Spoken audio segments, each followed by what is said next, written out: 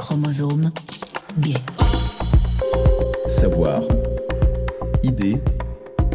Réflexion. Le podcast des éditions Henrik B.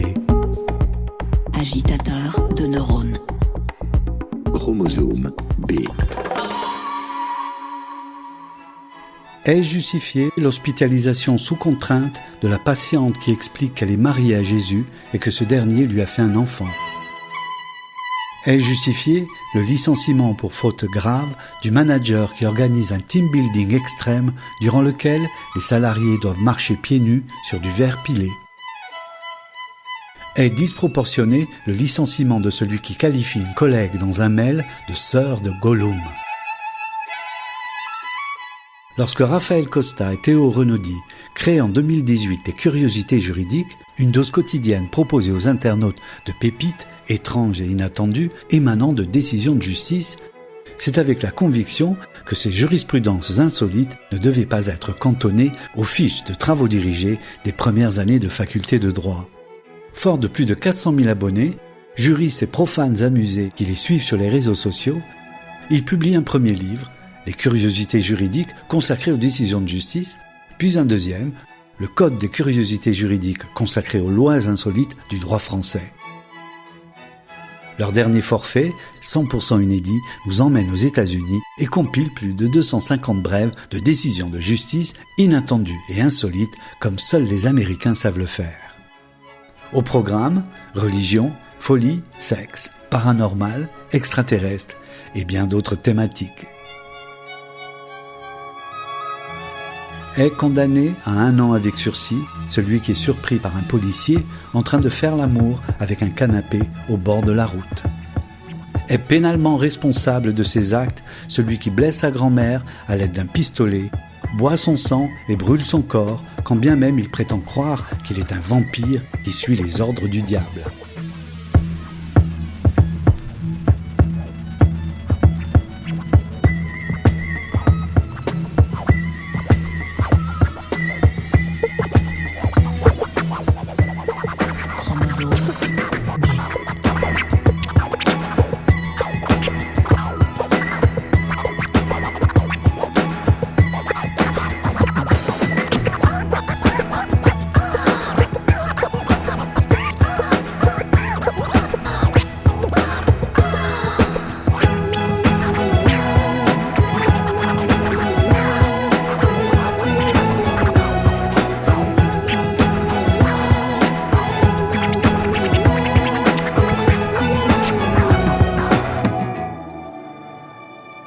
Théo Renaudy, vous êtes avocat au barreau de Versailles et cofondateur de Curiosités juridiques avec Raphaël Costa. Raphaël, vous êtes auteur et chargé d'enseignement et de recherche à l'université de Versailles-Saint-Quentin.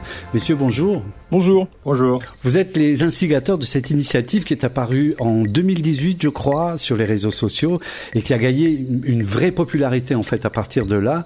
Mais quelle est l'origine de ce projet en fait ? Bien, l'origine de ce projet, en réalité, avec Raphaël, on s'est rencontrés pendant nos études de droit.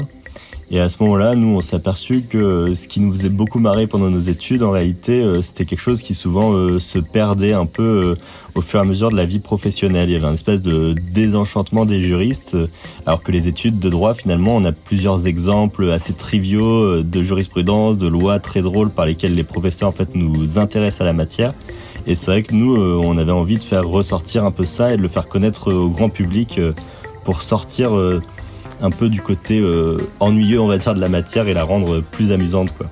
Et du coup, on s'est mis donc à chercher les jurisprudences, les décisions de justice les plus drôles, les plus insolites, les plus farfelues, et donc à les résumer en une phrase façon code civil. En fait, sous les articles du code civil, on va avoir les précisions des lois par les juges résumées le plus sommairement possible. Et donc nous, on s'est mis à faire pareil en prenant les cas les plus marrants qu'on trouvait, et donc à les publier sur les réseaux sociaux. Donc il fallait que ça tienne en un tweet, et du coup c'était parfait. Donc voilà, c'est comme ça qu'on a commencé en publiant sur les réseaux. Alors si on peut faire un petit insert, juste à la base, on a fait ça, c'était une idée commerciale. C'est que à la base, notre site Curiosité juridique, notre concept de base, c'était d'acheter aux enchères et de vendre des œuvres d'art ou des objets de déco pour les cabinets d'avocats. Et pour faire connaître ce site, on est resté dans les curiosités juridiques, mais judiciaires. Et au final, le côté objet et tout a pratiquement disparu, même si on le fait encore. Et on est plutôt connu que pour le côté des jurisprudences qui a pris sur les réseaux sociaux et assez bien marché tout de suite. On a conservé une activité de libraire en ligne. Le cabinet des curiosités juridiques désigne quoi en fait, Raphaël ? Donc le cabinet des curiosités juridiques, ça désigne plusieurs choses. Donc notre site où on propose un vrai cabinet de curiosités juridiques avec des objets, des œuvres d'art, des petites curiosités, comme un vrai cabinet de curiosités. Et ça désigne aussi notre cabinet de curiosités juridiques plutôt intellectuelles où c'est des décisions de justice drôles, des lois bizarres, des arrêtés municipaux insolites. Alors avant de rentrer dans le vif du sujet, messieurs, je voudrais faire un petit cours de droit. Revenir sur l'adage qui dit que nul n'est censé ignorer la loi. Or, les textes sont innombrables, la jurisprudence, elle est encore plus vaste. Et on pourrait penser que la loi est un roc inamovible, comme la Constitution par exemple. Or, c'est en constant mouvement. Je voudrais vous demander, est-ce que la jurisprudence fait la loi systématiquement ? Et qu'est-ce que c'est que la jurisprudence ? Alors effectivement, donc là c'est une vaste question, mais effectivement oui, alors au moment de la rédaction du Code civil de Portalis, ce qui se passait c'est qu'on avait des lois les plus simples, les plus concises possibles et qu'on essayait de faire quelque chose de clair. Et l'adage « nul n'est censé ignorer la loi », en fait, qui provient bien plus longtemps avant ça, venait d'une époque où effectivement la loi avait un côté parcimonieux, c'est-à-dire qu'on cherchait à légiférer le moins possible. On ne légiférait que quand on était obligé de le faire et parce qu'il fallait qu'il y ait une règle admise par tous. Et vu qu'il n'y avait pas finalement forcément tant de lois que ça, on pouvait encore se permettre cet adage qui était bien pratique, ne serait-ce que pour faire appliquer la loi. Mais petit à petit, et surtout dans les dernières périodes, on est passé dans une loi qui est vraiment très technique en réalité. Et même un spécialiste de son domaine, aujourd'hui des avocats spécialisés, il y en a de plus en plus parce que ça répond à une exigence en fait des lois qui sont vraiment de plus en plus techniques. Et aujourd'hui, cet adage en fait a vraiment une fonction juste de pouvoir rendre la justice, parce que sinon tout le monde pourrait s'excuser en disant je ne savais pas, ce qui ne permettrait pas l'application de la loi. Mais effectivement, en pratique, on a besoin de la jurisprudence en réalité pour réussir à interpréter, à arranger ce corpus et à parvenir effectivement à rendre la norme intelligible et compréhensible. Maintenant, la jurisprudence, effectivement, on ne peut pas tous la connaître. Et c'est vrai que là aussi, il y a un travail effectivement qui est fait par les juridictions, notamment par la Cour de cassation, pour tenter de dégager les jurisprudences les plus importantes et dire, voilà, ça, c'est vraiment la manière d'interpréter le droit. C'est de cette façon-là que les tribunaux devront maintenant considérer cette loi, interpréter cette loi. Pour rebondir et répondre à une autre partie de la question, qui est qu'est-ce que la jurisprudence ? Il y a plusieurs définitions. Il y a d'abord la jurisprudence, ça peut être l'ensemble des décisions de justice qui sont rendues, mais aussi quand on dit qu'une décision elle a fait jurisprudence, c'est une décision qui a une importance particulière et qui ensuite va être appliquée par les autres tribunaux, on va dire de niveau inférieur. C'est ce que disait Théo en disant que la Cour de cassation, elle quand elle va rendre un arrêt, ça va faire jurisprudence parce que donc les tribunaux degré inférieur, donc les tribunaux et les cours d'appel vont devoir appliquer cet arrêt. C'est pour ça qu'on va dire que ça fait jurisprudence. Donc la jurisprudence, il y a deux sens à ce terme. Et pour finir encore en revenant sur nul n'est censé ignorer la loi, c'est vrai qu'elle est un peu loin à l'époque de Stendhal, où Stendhal disait que pour savoir bien écrire, il suffisait, tous les jours en fait, il lisait un peu du code civil. Parce qu'il trouvait que les phrases étaient concises, claires et très bien expliquées. Et donc voilà, il disait ma technique c'est ça, tous les jours 2 articles du code civil et après je me mets à écrire. Et bon là maintenant c'est vrai qu'il y a une telle inflation législative et réglementaire que c'est compliqué d'apprivoiser la loi, quoi. Et à tel point d'ailleurs que le législateur lui-même a été obligé de reconnaître dans certains domaines un droit à l'erreur parce qu'il considère lui-même que la loi est tellement technique que finalement oui c'est normal de se tromper.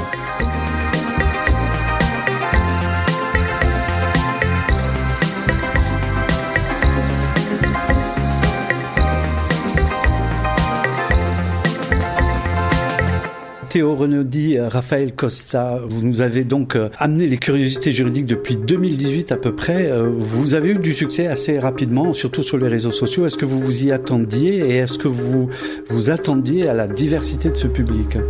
Non, mais c'est vrai que là, pour le coup, on a eu un emballement qui nous a un petit peu dépassé, en fait, et surtout, c'est vrai que ce qui nous a dépassé aussi, c'est le public cible, parce qu'en réalité, nous, on pensait s'adresser justement surtout à des juristes où ça allait leur rappeler leurs études de droit et que ça allait les faire marrer, et en fait, on s'est aperçu que ça a vraiment largement dépassé ce cadre, en fait, pour s'attaquer à tous les amateurs de faits divers, et même à des gens plus jeunes que ceux qui vont regarder, par exemple, des Faites entrer l'accusé, et donc on va avoir sur Twitter, qui est un réseau social jeune et là où on est le plus actif, vraiment un public cible entre 15 et 35 ans, je sais pas ce que tu dirais. Oui, tout à fait, ouais. ce à quoi on s'attendait pas non plus, c'est d'être suivi par des gens qu'on admirait et qu'on voyait à la télé. Donc par exemple, je pense à Christophe Ondelat. Moi, j'étais un fan de Faites entrer l'accusé depuis longtemps, et parfois on fait un petit résumé de jurisprudence, et puis Christophe Ondelat commente en mettant un lien pour dire voilà, j'en ai fait une émission, la voilà.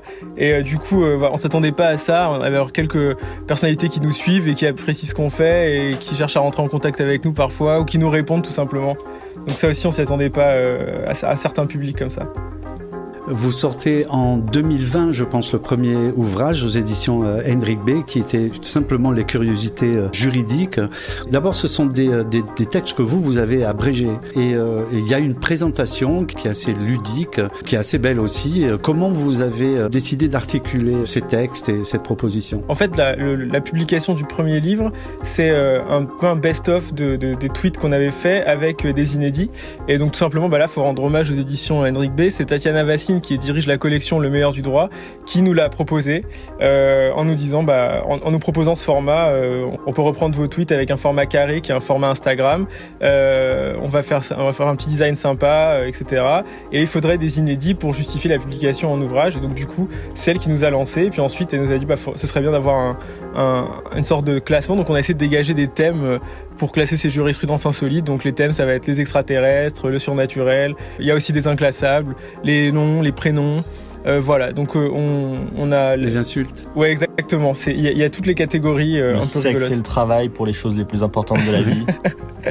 Oui. Donc voilà, du coup, c'est les éditions Hendrik B qui nous ont lancé sur la voie de la publication pour les curiosités juridiques. Et ensuite, donc, on a juste repris notre manière de faire, donc de résumer les décisions de justice en une seule phrase la plus claire possible, où on dégage l'aspect le plus insolite de la décision sans tordre le sens de celle-ci, ce qui est la partie la plus difficile. J'ai noté par exemple dans le premier ouvrage sur les décisions de justice, une personne née en 1856 doit être présumée décédée en 2010. Ça peut paraître étonnant, mais j'ai plutôt envie de vous demander au contraire, qu'est-ce qu'il y a de sérieux dans cette décision de justice, du moins dans ce texte ? Pour moi, il me semble qu'il s'agissait d'une affaire où une personne, effectivement, en fait, la mort des gens crée des effets juridiques, bien sûr, incontestables. Mais il y a d'autres situations, par exemple, dans le cadre des disparitions. Si une personne est devenue absente dans des conditions très inquiétantes, au bout de 10 ans, elle sera réputée morte parce que disparue. Si, par contre, elle a disparu ou elle s'est absentée, mais dans des conditions normales, c'est-à-dire qu'on pense qu'elle a très bien pu partir en voyage et décider de s'isoler à l'autre bout du monde, à ce moment-là, ça va mettre normalement plutôt 30 ans. Et donc, au bout de 30 ans, après cette disparition seulement, on pourra consacrer des effets juridiques, c'est-à-dire prononcer l'héritage, mettre à disponibilité ses biens et considérer que cette personne, là, il y a très très forte chance qu'elle soit morte, donc le droit va la considérer morte. Et ici, dans cette affaire, donc, il manquait ce type de présomptions-là, qui sont des présomptions donc par la loi. Et dans l'affaire dans laquelle nous parlons, je ne sais plus exactement ce qu'étaient les faits, mais il manquait cette présomption-là. Et donc, ça servait d'argument à ceux qui ne voulaient pas que cette personne soit réputée morte parce qu'ils ne voulaient pas que les effets surviennent. Et donc, qui disaient, cette personne, on n'a aucune preuve qu'elle soit morte, on ne sait pas si elle est morte. Et la juridiction a dit, non, mais là, si elle n'était pas morte, elle aurait quand même un âge un peu canonique. Donc, on va pouvoir, même si la loi ne le prévoit pas, nous, à titre de juridiction, poser cette règle, effectivement. Alors, c'est un cas d'espèce, hein. Ils vont dire, là, le juge va faire œuvre en disant, je pense que là, quand même, elle est née à cette date-là, donc je pense qu'on peut la présumer morte et donc attacher les effets de la loi à cette mort. Donc voilà, ça illustre vraiment bien le côté sérieux en fait à la base de l'affaire. Parfois peut aboutir à une décision de justice un peu vraiment insolite pour le coup. Et nous, c'est ce qu'on essaie de faire. On se passe un peu du côté sérieux des faits et on retranscrit juste le sens de la décision le plus insolite sans dénaturer ce qui est à la base. Donc c'est vraiment un bon exemple. Mais donc parfois ça donne des trucs encore plus absurdes. Mais là, celle-ci, c'est quelque chose de très sérieux au final pour un résultat comique. Et c'est vrai qu'il y a vraiment plusieurs typologies de la jurisprudence insolite, mais il y en a une vraiment, c'est par rapport aux faits, et il y en a une autre qui va être effectivement par rapport à ce qu'on est parvenu à faire dire au juge, ou ce que le juge a eu besoin d'écrire pour qu'on comprenne sa décision. Oui, en fait, c'est vrai qu'on avait fait une typologie donc dans un livre que j'avais fait qui s'appelle Anthologie des jurisprudences insolites. J'avais vu quels étaient les genres, et donc on en avait trouvé 3. Donc il y a effectivement les décisions de justice où les faits sont insolites. Donc ça va être par exemple les parents qui appellent leur enfant Titeuf. Donc là, le juge, forcément, va être obligé de rendre une décision un peu insolite en elle-même par les faits. Il y a la décision qui est insolite parce que le juge va dire quelque chose d'insolite alors que les faits n'ont rien à voir avec de l'insolite. Donc là, je prends un exemple d'une décision de justice où c'était une avocate qui avait un problème de locataire, je me rappelle plus exactement des faits, et alors elle disait que les locataires faisaient ceci, cela dans l'appartement. Elle essayait de tirer argument du fait qu'elle était avocate en fait pour donner plus de force à son témoignage. Ouais, et donc le juge a dit la profession d'avocate ne confère pas un pouvoir de voir à travers les murs. Voilà, dans la décision. Donc il y a rien d'insolite dans les faits et lui il a fait un petit commentaire comme ça. Ou alors ça va être des juges qui font des commentaires absolument déplacés dans les décisions, comme un juge qui avait dit que la plaignante a un QI qui n'excède pas la superficie de sa caravane. Voilà, des trucs comme ça, ils le mettent dans la décision et donc ça n'a rien à voir avec les faits et c'est insolite juste comme ça. Chromosome B.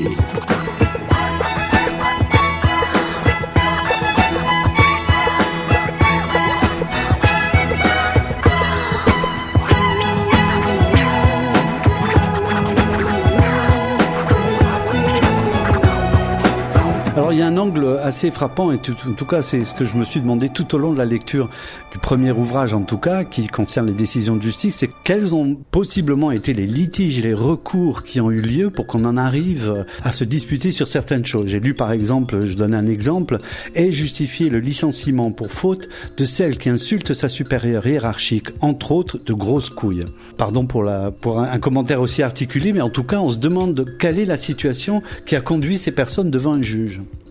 Alors, du coup, pour un cas de licenciement, c'est le cas typique, c'est un des secteurs où on a le plus de jurisprudence à trouver parce que les litiges vont très vite. Donc là, par exemple, dans cette affaire-là, le cas est celui-ci, c'est un salarié ou une salariée donc, qui fait un truc, donc souvent c'est des insultes ou des choses un peu bizarres, et donc le salarié va se faire licencier, et donc dans la lettre de licenciement, l'employeur doit inclure les motifs de licenciement. Donc il va lister, donc par exemple, toutes les insultes qui ont été proférées, donc là c'est grosse couille, mais je me rappelle celles les plus originales, il y a eu va te faire peindre l'anus en rose fluo, ou donc je m'excuse d'avance, mais ou par exemple quelqu'un qui a traité son collègue de bite palmée, donc c'est vraiment des trucs hallucinants, mais donc c'est dans les lettres de licenciement. Ensuite le salarié va contester son licenciement, donc il va arriver devant les prud'hommes, et donc là le tribunal des prud'hommes va devoir dire si le licenciement est justifié ou pas. Donc il va reproduire dans le jugement la lettre de licenciement, et donc il va estimer si le licenciement est proportionné ou non, donc il va juger par rapport à la lettre et donc au fait de licenciement. Et donc après, comme aller devant les prud'hommes, ça va très vite. Les salariés le font beaucoup, surtout ceux qui sont licenciés, parce qu'ils n'ont plus rien à perdre. Et puis parce que vraiment, en fait, la démonstration devant le conseil de prud'hommes dans ces cas-là, c'est que l'employeur, en fait, doit lui parvenir à expliquer le licenciement, c'est vrai, par l'existence d'une cause réelle et sérieuse de licenciement, et notamment le cas de la faute grave.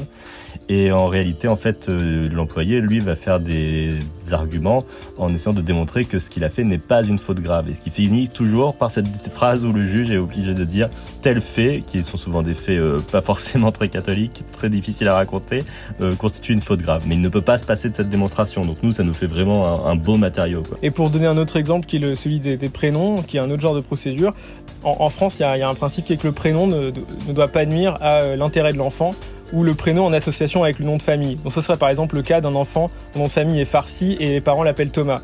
Donc ça fait Thomas Farsi, là c'est un peu problématique. Donc du coup, le cas typique est donc les parents déclarent le nom à l'officier d'état civil à la naissance, et l'officier d'état civil, s'il suspecte ou s'il pressent en fait que ça va porter préjudice à l'intérêt de l'enfant, lui doit avertir le procureur, et là le procureur peut saisir le juge, et donc le juge va analyser est-ce que le prénom est contraire ou non à l'intérêt de l'enfant. C'est par exemple les parents qui appellent leur enfant Titeuf, donc là le juge va expliquer Titeuf c'est un personnage certes sympathique, mais quand même un peu débile, j'ai relu la décision il n'y a pas longtemps, qui est un peu obsédé sexuel et tout, et donc les enfants pourront se moquer. Par exemple, j'ai aussi le cas Mini Cooper, les parents qui ont voulu appeler leur enfant Mini Cooper, ça a été refusé. Noodles, ouais, nouilles, c'est une décision française, pourtant. Manhattan aussi, qu'est-ce qu'on a d'autre comme prénom ? Enfin, les prénoms refusés, il y en a plein. Et par contre, après, on a à l'inverse des prénoms acceptés alors qu'ils sont un peu douteux. Par exemple, la famille qui s'appelle Renault et qui a appelé leur fille Mégane, ça a été accepté parce que le juge dit dans la décision à l'époque que la Mégane Renault, c'est un produit qui vient de sortir, on n'en parlera plus dans quelques années. Et du coup, ça portera pas préjudice à cette petite fille. Et donc voilà, du coup, ça a été accepté par exemple.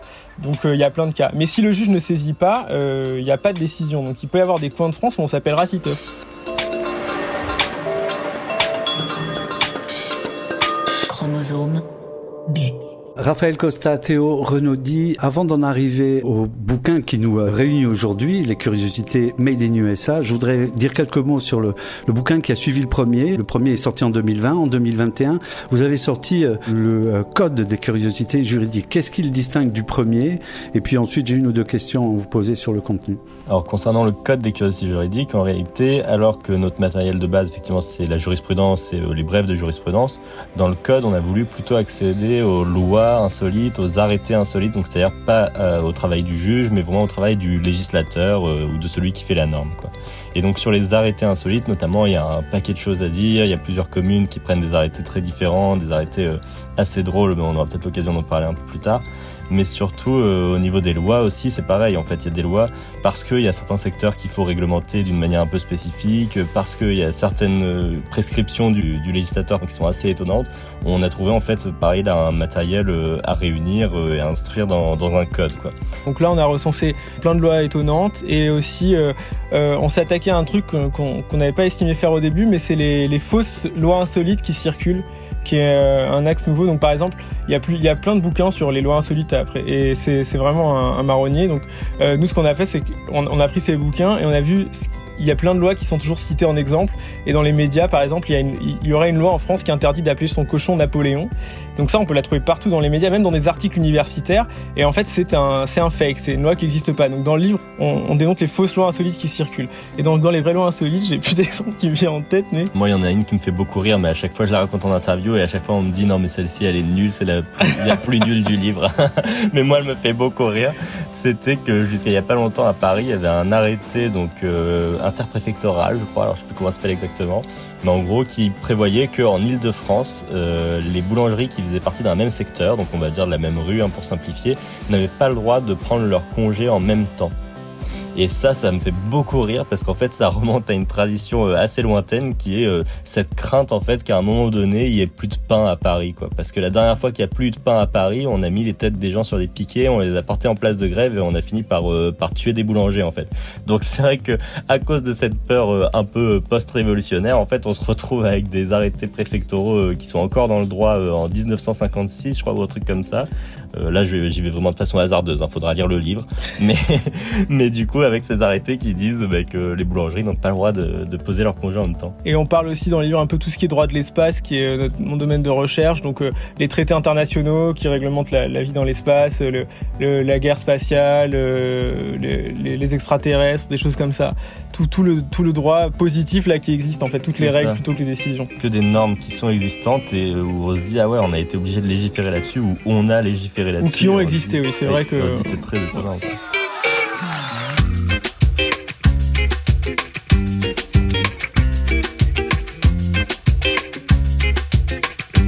Raphaël Costa, Théo Renaudie, vous publiez aujourd'hui donc le troisième ouvrage dans cette série aux éditions Hendrik B, Les curiosités juridiques Made in USA. Et là, on s'attend à atteindre des parangons d'absurdité. Qu'est-ce qui vous a inspiré, puis quel travail ça a impliqué pour vous ? Alors là, c'est une nouveauté pour nous. Donc on l'avait fait parfois de façon vraiment résiduelle de s'attaquer aux jurisprudences étrangères. Parce que c'est moins facile déjà, c'est moins accessible et tout. Donc là, ce qui a vraiment instigé le projet, c'est la rencontre avec Charles Eddy, qui est un traducteur juridique en français et américain. C'est lui qui nous a proposé ce partenariat, et c'est nous aussi parce que lui il publie donc sur les réseaux sociaux sur la base de notre modèle des jurisprudences, on les partageait souvent, et donc là on s'est dit si on faisait un livre ensemble. Donc lui il nous a trouvé le matériau qui sont les décisions de justice, et nous après on les a un peu réécrites à notre sauce avec notre manière de les dire. Et donc voilà, on a fait tout ça ensemble, où là on sortait un peu quand même de notre domaine d'expertise pour trouver autant de sources, surtout que là c'est que des inédits. Il y a 300 jurisprudences inédites, et donc on a eu l'aide d'un professionnel sur le droit américain pour être sûr qu'on dénaturait pas les décisions. Donc là, l'édition de justice américaine, c'était un continent inexploré, et donc il a pris comme modèle nos premiers livres pour voir quel type de décision on pouvait faire. Et puis on travaille beaucoup avec Charles Eddy, donc on a vraiment fait ce livre ensemble à trois en fait. Et c'est vrai que lui, il a fait un travail de compilation et de recherche incroyable, et nous, ça nous a permis d'avoir un matériau de qualité et ensuite, effectivement, de travailler en binôme avec lui pour cette retranscription. Mais c'est vraiment un livre à 3 mains incroyable. Oui. Outre ce qui concerne la culture américaine, dont on a quand même une petite idée, est-ce qu'il y a un aspect qui caractérise le droit américain, qui le différencie du droit qu'on connaît en France ? Alors, je dirais, la première chose, c'est des décisions de justice qui peuvent avoir un aspect très différent. Si on lit l'ouvrage français, il va avoir un peu quand même une unité sur l'application des lois, alors que sur l'ouvrage américain, pas trop, parce que vu que les États-Unis, c'est un État fédéral, il y a 50 et quelques sous-États, et donc du coup, chacun va appliquer la Constitution à sa manière. Donc il va y avoir des jurisprudences qui vont sembler contradictoires, en fait, entre un bout et l'autre des États-Unis. Donc il y a dans certains États, certaines pratiques vont être reconnues comme des religions officielles, dans d'autres non. Donc c'est ça, je pense, qui va caractériser le bouquin. Ça va être une jurisprudence un peu incohérente et qui va la rendre vraiment insolite. Et il y a autre chose, je trouve aussi, comment c'est diversifié un peu sur les faits divers et le pénal. C'est qu'en France, il y a le principe de l'égalité des délits et des peines. Donc vous faites un délit, vous commettez un délit, vous pouvez être condamné uniquement à la peine qui est prévue dans le code pénal. Ça va être soit maximum temps de prison et temps d'amende. Et aux États-Unis, il y a des États où il n'y a pas ce principe de l'égalité des peines et des délits, donc ça donne des condamnations farfelues qui sont à la discrétion du juge. Par exemple, un juge qui est spécialisé dans les peines un peu farfelues, Michael Ciconetti, qui est en retraite maintenant, c'était un juge de l'Ohio, et donc lui, par exemple, il condamnait les gens en fonction de ce qu'ils avaient commis. Donc par exemple, une dame qui avait abandonné plusieurs chats dans la forêt, des chatons dans un carton, il l'a condamné à passer une nuit complète dans cette forêt en plein hiver, ou à de la prison. En fait, il laisse le choix entre de la prison ou une peine qui est symbolique par rapport à l'acte commis. Par exemple, quelqu'un qui avait conduit en état d'ébriété, il lui avait laissé le choix entre 2 semaines de prison ou aller passer une journée à la morgue avec les gens qui s'occupent des accidentés de la route. Et donc la personne choisit toujours la peine la plus symbolique pour éviter la prison. Et donc lui, il est hyper fier de son travail, et il dit que dans sa juridiction, il explique qu'il y a un taux de récidive 2 fois moins élevé que dans le reste des tribunaux du coin. Parce qu'il donne des peines comme ça. Donc il y a un cas aussi d'une dame qui a été se venger sur un membre de sa famille. Elle est allée l'asperger avec une bombe lacrymogène au poivre dans les yeux sur son lieu de travail. Et donc au tribunal, ils étaient tous là, et donc il a demandé à la dame si elle préférait donc aller en prison et une amende, ou alors se faire asperger elle-même avec une bombe au poivre par le membre de la famille qu'elle avait agressé. Donc elle a pris ça, et donc ensuite ça se passe devant le juge. Donc le membre de la famille lui asperge les yeux avec la bombe au poivre. Donc elle sursaute, et là en fait il y a rien, c'était que de l'eau. Et donc là on le voit, lui, le juge dans un reportage, qui est tout content, qui dit j'ai pas le droit de faire ça, en fait, j'ai pas le droit de violenter quelqu'un, donc je pouvais pas lui dire que c'était que de l'eau. J'ai testé la bombe sur mes yeux d'abord et j'ai vu que c'était ça. Donc mais au moins elle a appris sa leçon, elle a cru que ça allait être ça n'était pas ça, et ça a permis à la victime de se venger sans se venger. C'est ça, c'est un côté très réparatif comme justice, quoi. Et donc lui, quand il explique ça, c'est trop drôle à voir parce qu'il est mort de rire avec ces trucs, et il est assez marrant d'ailleurs comme personnage. Donc c'est toujours un autre cas des gamins américains qui avaient crevé les roues d'un bus, ça avait annulé une sortie scolaire, ils ont été condamnés à réorganiser un goûter, un pique-nique pour la classe qui a été privée de sortie scolaire. Voilà. Mais c'est vrai que je pense qu'il y a 2 spécificités qui font qu'effectivement les États-Unis, ça a un côté, nous pour les Européens, qui nous attire, et où on se dit que ça va être quand même beaucoup plus fou que nous, en fait. Et je pense que ces 2 spécificités, qui sont vraiment très différentes des nôtres, c'est déjà qu'il y a vraiment une très grosse liberté individuelle, vraiment le courant libertarien, et un très gros individualisme, en fait. Et ça se traduit du coup dans les décisions de justice par des gens qui estiment qu'ils sont bien fondés à faire à peu près n'importe quoi. Et donc ça, c'est très très drôle de voir ce que les gens sont prêts à revendiquer en justice, en fait, au nom de leur liberté et de leur individualité. Et puis la deuxième chose aussi, c'est qu'il y a le port d'armes. Et donc là, ça donne des décisions qui sont vraiment très très différentes de ceux dont on a l'habitude, vis-à-vis de qu'est-ce que les gens sont prêts à faire quand ils ont des pistolets très près, quoi. D'où la pertinence de publier donc ces curiosités juridiques, les décisions de justice made in USA, c'est aux éditions Henrik B. Raphaël Costa, Théo Renaudi, vous avez poursuivi cette création avec d'autres initiatives. Je pense évidemment à la revue du droit insolite, qui est une revue universitaire. Si vous pouvez m'en dire quelques mots. Et puis, avant ma toute dernière question, je vous demanderai aussi de parler du concours que vous êtes en train de mettre en place sur Internet. Alors donc la revue du droit insolite, c'est une revue universitaire qui est un format qui est peut-être en train de changer un peu, mais à la base c'est un format annuel, c'est une grosse revue, ça fait 400 pages à peu près.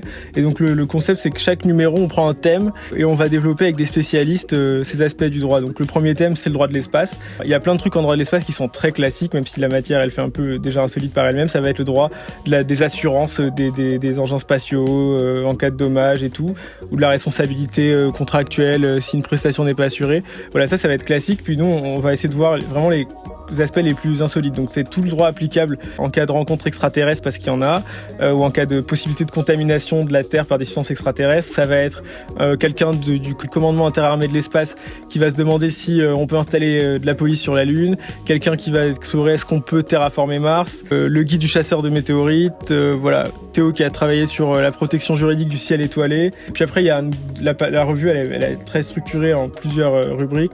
Il y a des rubriques plus avec des variétés, donc là, ça va être des gens qui vont voir que devient le chien en cas de divorce, ou le devenir de l'animal de compagnie en cas de divorce. Est-ce qu'il existe un droit de taguer dans les rues, avec des illustrations. On va présenter des œuvres juridiques insolites, des œuvres d'art. C'était aussi comme ça qu'on a démarré.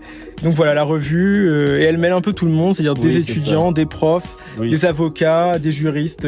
C'est quand même quelque chose qu'on a voulu assez accessible, c'est-à-dire qu'il n'y a pas nécessairement besoin d'être juriste pour comprendre tous les articles. C'est un peu dense, donc il faut aimer la matière quand même, il faut avoir un intérêt, mais il y a certains articles qui sont tout à fait... il y a des interviews par exemple, donc il y a certains articles qui sont tout à fait accessibles aux profanes, comme on dit chez nous, mais c'est vrai qu'il y a aussi justement voilà, quelque chose qui peut nourrir des juristes en quête justement d'une application du droit rigolote, et puis aussi découvrir un intérêt à une nouvelle matière en fait à laquelle ils n'avaient pas forcément accès. Et dans la revue, on essaie aussi d'avoir des gens qui sont un peu plus connus du grand public. Pour le numéro 2, par exemple, l'interview marquante, c'est Édouard Philippe, que tout le monde connaît, qui était l'ancien Premier ministre français, et qui a fait du droit, qui a été juge administratif au Conseil d'État, et donc on va le présenter sous son aspect insolite. Et ça nous fait le pont justement avec le concours des arrêtés municipaux, parce que donc c'est un concours qu'on a monté, qu'on lance en ce moment tout l'été. Donc là, le principe, c'est que les maires ont tout l'été pour adopter l'arrêté municipal le plus insolite. À la fin de l'été, il y a un jury qui est présidé donc par Édouard Philippe, qui va se réunir et qui va désigner l'arrêté municipal le plus insolite. Donc là, effectivement, l'idée, c'est de rester dans cette tradition de l'arrêté municipal insolite, où c'est un arrêté qui permet de porter un éclairage sur sa commune pour le maire à moindre frais finalement, mais avec toujours voilà, beaucoup d'esprit, beaucoup d'amusement, et avec ce côté voilà, poétique et absurde en fait, d'utiliser des termes un peu légaux, d'utiliser la formulation de la loi pour donner cet éclairage ou donner cette poésie et cet humour. Et là, c'est pareil, le concours d'arrêté, on voulait un peu un jury qui changeait un peu des concours juridiques habituels où c'est des avocats et des magistrats et des profs. Là, il y en a quand même. Donc, il y a des avocats. Et donc, il y a Tatiana Vassine, qui est la directrice de collection Le Meilleur du Droit chez Henrik B. Laura Alice Bouvier, qui est une avocate spécialisée un peu en réseaux sociaux. Élise Arfi, qui est une pénaliste. Je pense... Édouard Philippe, qui est avocat et politique, oui. Donc la double casquette. Théo Renaudi, qui est avocat. Donc, dans les universitaires, moi, j'y suis. Le Raphaël Morel, qui est universitaire, Emmanuel Saunier-Castia. Et après, journaliste, on a Nicolas Caro. Caro d'Europe 1, des écrivains, ou Bruno Fuligny, qui est écrivain. Sidonie Bonnec. Et à l'Assemblée nationale. Sidonie Bonnec, qui est animatrice télévision. Et après, il y a des humoristes. Caroline Gignot, qui est humoriste et qui était avocate. Nicole Ferroni. François Rollin, évidemment, le professeur Rollin. Éric Logérias. Et donc, la dernière personne qui a rejoint le jury hier. C'est Jonathan Lambert. Voilà, c'est l'humoriste Jonathan Lambert. Et alors, c'est un concours de circonstances pas possible. C'est qu'on était juré, on était invité à la faculté de Mulhouse pour être juré dans un concours étudiant, un concours de plaidoirie. Et au retour, on nous a placés dans un carré et on s'est retrouvé assis à côté de Jonathan Lambert. On a mis du temps avant de se décider à l'embêter, puis finalement on a osé lui parler. Voilà, et du coup on a discuté et on lui a parlé de ça, puis il nous a... très sympathique, il a accepté encore de rejoindre le jury. Donc c'est un peu des concours de circonstances que font ce concours, mais on a une bonne étoile sur le concours des arrêtés municipaux. Des belles... Alors messieurs, comment on trouve ça sur Internet pour le grand public qui a envie de s'y intéresser ? Alors, vous trouverez beaucoup de choses en tapant curiositéjuridique.fr. Et donc là, ça va être notre site principal. Alors, il est moins dynamique, il est moins à jour, mais par contre, c'est là-dessus que vous allez avoir les informations les plus riches, donc notamment surtout le concours des arrêtés municipaux. Vous allez retrouver la partie librairie où vous pouvez acheter nos magnifiques ouvrages, et puis surtout la partie galerie-librairie, qui est la galerie d'art qui est pas très connue, mais où il faut que les gens aillent se perdre, parce que pareil, on décrit les œuvres d'art et on essaye de mettre des trucs...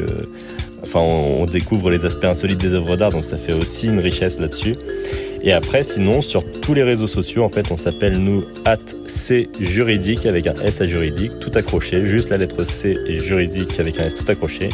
Et là, vous allez retrouver toutes nos actualités les plus pressantes et nos jurisprudences les plus bêtes. Ouais, les jurisprudences au quotidien, ouais, voilà. Raphaël Costa, Théo Renaudi, les curiosités juridiques Made in USA, c'est aux éditions Henrik B. C'est vrai que c'est un très bel objet aussi, comme vous venez de le mentionner, Théo. J'ai l'habitude de prendre au collier de mes invités en leur demandant une citation, un proverbe, une maxime qui définit un peu leur philosophie de vie. Alors, est-ce que vous y avez réfléchi, Théo, par exemple, Raphaël, Théo ? Alors moi, oui, je me dis quelque chose qui gouverne bien ma vie, c'est dans le doute, dites-vous que c'est de l'humour. Et ça, c'est quelque chose que je trouve très drôle, c'est quelque chose qui me gouverne pas mal, et c'est vrai que ça permet d'aborder la vie du bon côté, surtout face aux emmerdeurs. Ok, Raphaël. Et moi, donc j'ai choisi une double citation, mais de quelqu'un que j'aime beaucoup, qui est Karl Lagerfeld. Et il y a deux choses. D'abord, il avait dit une phrase qui était « Moi, dans ma vie, j'ai envie de tout savoir, tout découvrir et tout connaître. » Donc là, ça me caractérise bien mon côté chercheur.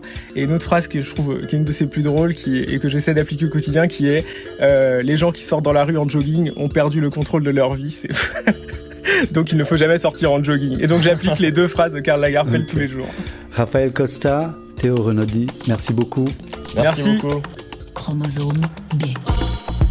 Le podcast des éditions Henrik B.